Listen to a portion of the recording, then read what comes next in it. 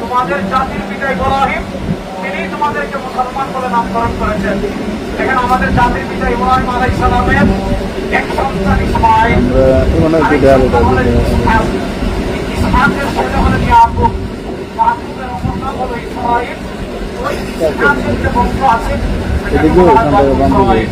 এবং বুখারী রাহিমাহুল্লাহ সহিহ বুখারীতে হাদিস এনেছেন, কানাত বনু ইসরাঈল তাসুসুহুমুল আম্বিয়া কুল্লামা হালাকা নাবিয়্যুন খালাফাহু নাবিয়্যুন। নবী করিম সাল্লাল্লাহু আলাইহি ওয়াসাল্লাম বলেছেন, আল্লাহ তাআলা ইসমাঈল আলাইহিস সালামের ওই যে ছেলে ইসহাক, ওই ইসহাকের বংশে আল্লাহ তাআলা তাসুসুহুমুল আম্বিয়া, আল্লাহ তাআলা একের পর এক নবী পাঠিয়েছেন, একের পর এক রাসূল পাঠিয়েছেন। কুল্লামা হালাকা নাবিয়্যুন খালাফাহু নাবিয়্যুন, একজন নবী ইন্তেকাল করে দুনিয়া থেকে গিয়েছেন, আল্লাহ তাআলা তার পিছনে আরেকজন পাঠিয়েছেন, তিনি গিয়েছেন আরেকজন পাঠিয়েছেন, তিনি গিয়েছেন আরেকজন পাঠিয়েছেন। তাই ইব্রাহিম আলাইহিস সালামের পরে ইসহাক আলাইহিস সালাম থেকে নিয়ে ঈসা আলাইহিস সালাম পর্যন্ত আল্লাহ সব নবী রাসূল ইসহাকের বংশে পাঠিয়েছেন। কিন্তু আমাদের জাতির পিতা হযরত ইব্রাহিম আলাইহিস সালাম এবং তার সন্তান নবিয়ুল্লাহ হযরত ইসমাঈল আলাইহিস সালাম, নূহ আলাইহিস সালামের বন্যায় যখন কাবাঘর ধ্বংস হয়ে গিয়েছিল, তারা কাবাঘর আবার পুনর্নির্মাণ করেছিলেন।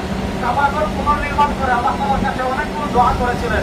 তার ভিতরে একটা দোয়া ছিল, রব্বানা ওয়াবআস ফীহিম রাসূলাম মিনহুম ইয়াতলু আলাইহিম আয়াতিক ওয়া ইউযাক্কিহিম ওয়া ইউআল্লিমুহুমুল কিতাবা ওয়াল হিকমা। আল্লাহ, এই বিজয় মক্কার মরুভূমিতে আমি আপনার নির্দেশে কাবাঘর নির্মাণ করেছি। সেই কাবাঘর নির্মাণ করে আপনার কাছে কয়েকটা দোয়া করছি।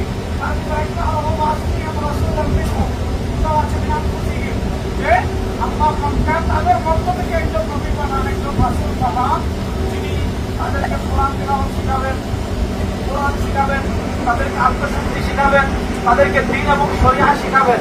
আল্লাহ তাআলা ইসমাঈল আর ইব্রাহিম আলাইহিস সালাম মক্কায় দোয়া করে গিয়েছেন।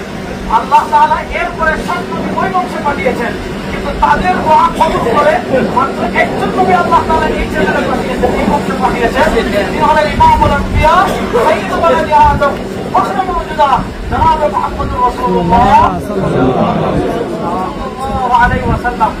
আমাদের নবী করিম সাল্লাল্লাহু আলাইহি ওয়াসাল্লাম তিনি যে দ্বীন হানিফ নিয়ে এসেছেন, সেই দ্বীন হানিফ মূলত যেটা হযরত ইব্রাহিম আলাইহিস সালামের মাধ্যমে এই দ্বীন হানিফের সূচনা হয়েছে।